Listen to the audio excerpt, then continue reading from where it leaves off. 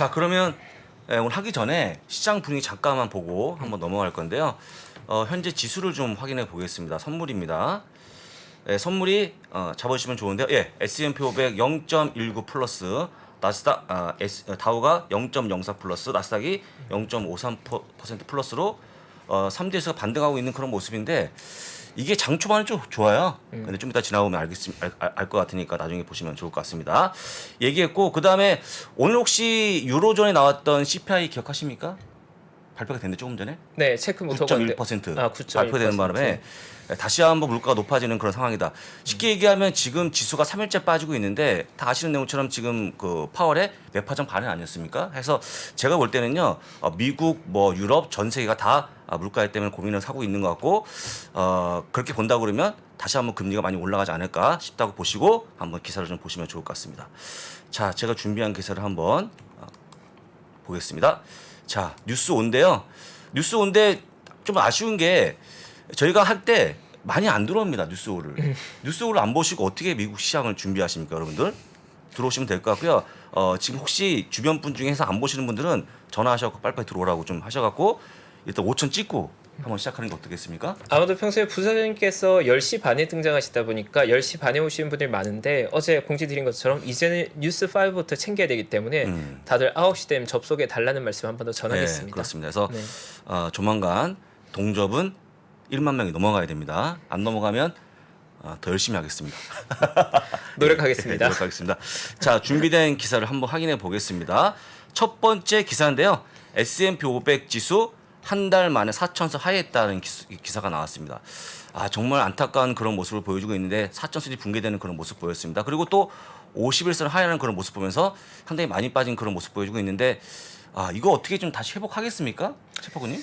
일단은 네. 이번 시장이 3,650 저점 찍고 4,300까지 반등한다면 조정이 오고 있는데 기본적으로 이번 반등의 성격 자체가 연준의 도비시한 연준 피봇에 대한 기대감이 좀 과하게 반영됐던 것 같고 그걸 되돌리는 과정이 있다 보니까 시장은 일단 조정을 간 것 같고요.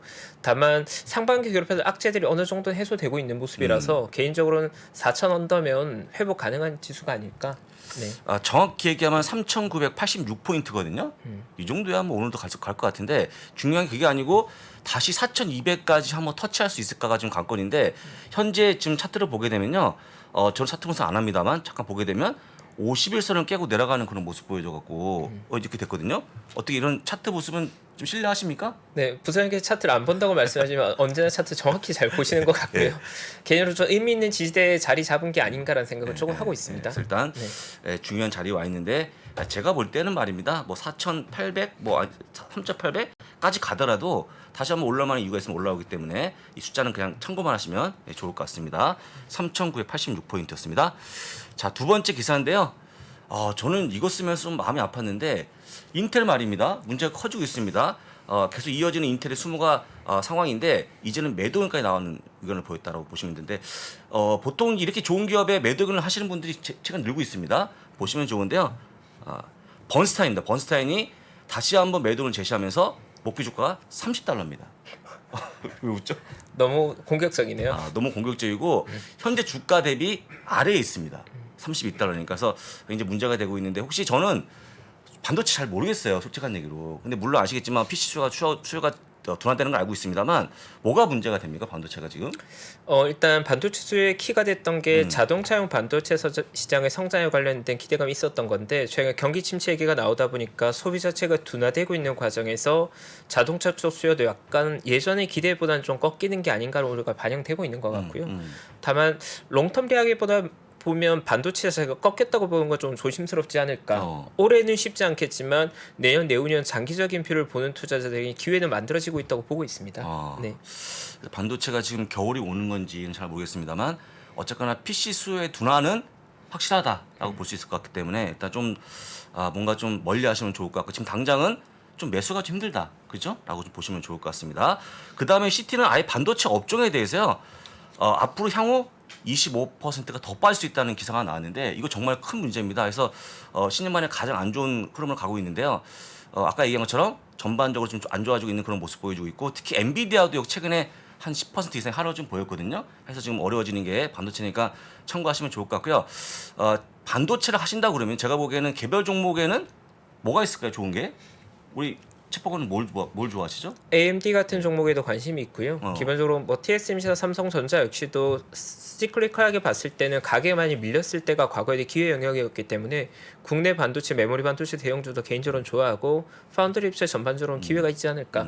다만 이게 최근에 업황 자체가 너무 둔화되고 있기 때문에 올해는 쉽지 않을 것 같다. 그거에 대한 인식은 하고 접근해야 될 것 같습니다.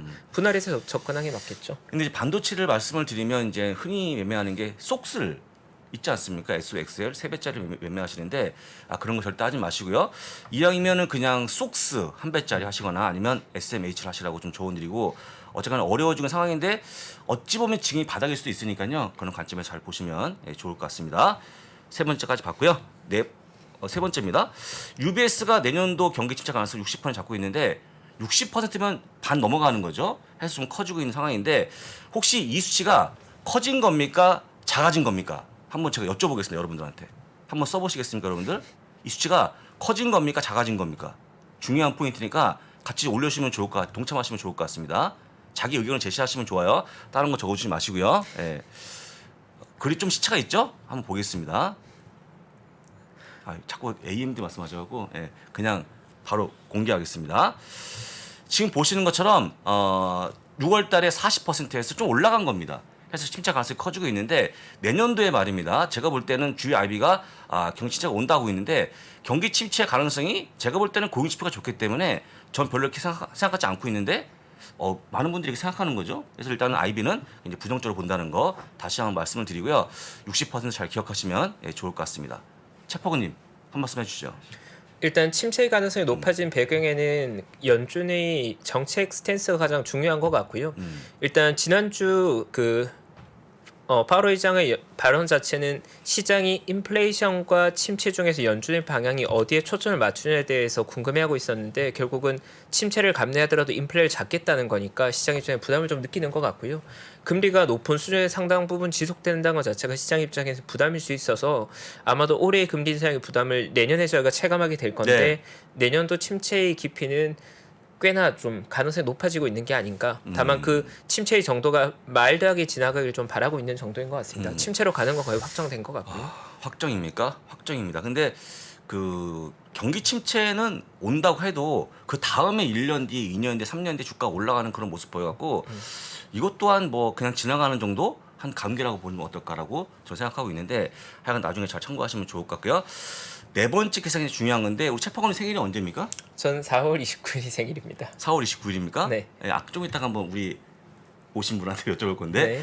8월 30일 생일 받으신 분이 계십니다. 여러분이 아시는 워런 버핏인데 이번에 92번째 생일을 맞이했습니다. 워런 버핏이 어제였죠. 제가 깜빡하고 카톡으로 제가 선물을 안 보내드렸습니다. 잊었습니다. 근데 중요한 건 뭐냐면요. 여러분들이 S&P 500을 이기는 방법이 뭐가 있을까요? 한번 고민해 보시겠습니까, 여러분들? S&P 500을 이기는 방법.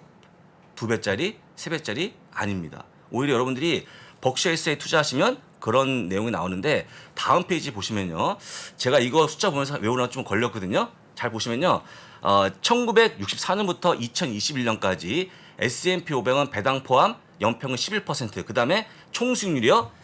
3209%였고요. 버크셔에스에는 연평균 수익률 20%에 364만 1113%.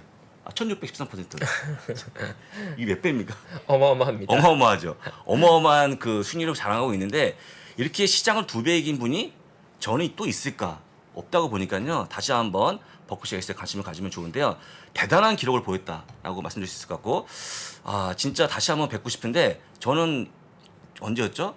한 4, 5년 전에 뵀는데 멀리서 뵀는데 뵌 적 없죠. 네, 저는 주주총회 참석 못 해봤습니다. 그 TV나 이런 데밖에 못 봤죠. 네. 근데 이제 굉장히 건강하시면 좋은데 어쨌거나 92세면 상당히 좀 연로하기 때문에 글쎄요 다음에 내년에 주총 참여할 수 있을까 좀 싶은데 하여간 이런 좋은 일 세웠다는 거 다시 한번 잘 기억하시면 좋을 것 같습니다. 여러분들 참고적으로 버크셔에스는 BRK.B로 거래가 되니까요 참고하시면 좋을 것 같고 넘어가도록 하겠습니다. 자 마지막 기사인데요. 다시 주목받는 밈 주식들입니다. 그래서 이게 좀 우리가 좀 주의해야 되는데 우리 밈 주식들 말입니다. 마음대로 안 됩니다. 밈 주식 마음대로 안 된다. 좀 웃어야 되는데 안 웃겼습니까? 밈은 맘대로 안 된다. 안 된다는 거. 점이 부족해서. 좀 보시면 될 것 같고요. 한번 좀 화면을 보시면 좋은데요. 어제 24시간 동안에 가장 많이 언급된 종목이요. 베드 베스 앤 비욘드가 304회가 304회가 거론됐습니다. 그만큼 많은 분들이 지금 관심을 갖고 있는 건데 베드 베스 앤 비욘드에 갖고 있는 포인트가 뭡니까? 투자 포인트? 뭐가 있습니까, 여러분들? 여러분도 없을 것 같아요. 이거는 솔직히 얘기하면 베드 베스 앤 비욘드는 자금 수요를 받을 수밖에 없는 기업이기 때문에 흔히 얘기하는 좀비 기업 아니겠습니까? 해서 굉장히 주의를 요하는데 많이 관심 갖고 있고 최근에 올라가는 모습이 다시 나와주고 있는데 좀 주의하시면 좋을 것 같고요. 게임스타 역시 70번에 언급이 됐다는 거 좀 보여드리면서 이런 종목 조심만 한번 해보자라고 말씀드리겠고요. 밈이 여러분들 그 혹시 왜 관심 가는지 이유 아십니까? 밈을? 밈 주식 우리가 왜 관심 갖습니까? 좀 뭔가 빨리 가고자 하는 건데 우리가 보기에는 빨리 가는 게 어떤 수익이 아니고 좀 제로에 빨리 갈 수 있다. 다시 한번 얘기하고 이런 거 잘 주의하시면 좋을 것 같습니다.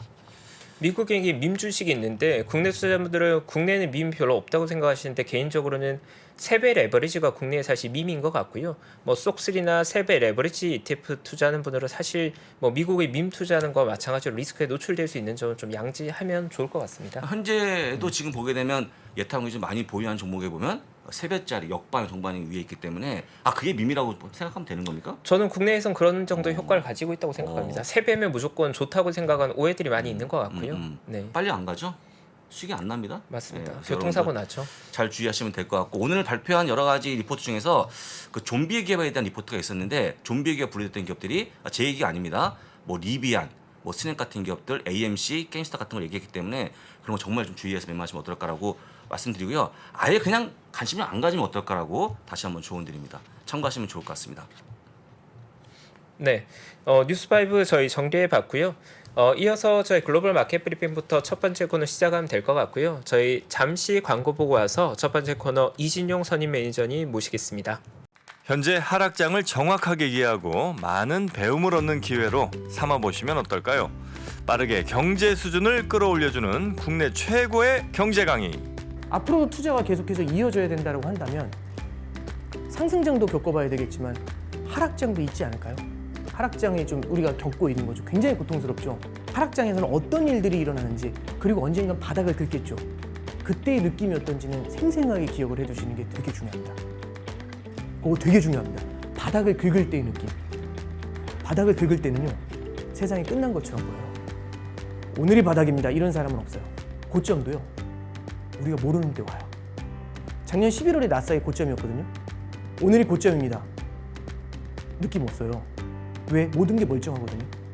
3프로TV 경제대학 오건영의 경제를 보는 눈 신규 출시 기념 8월 31일까지 얼리버드 특가로 만나보시죠.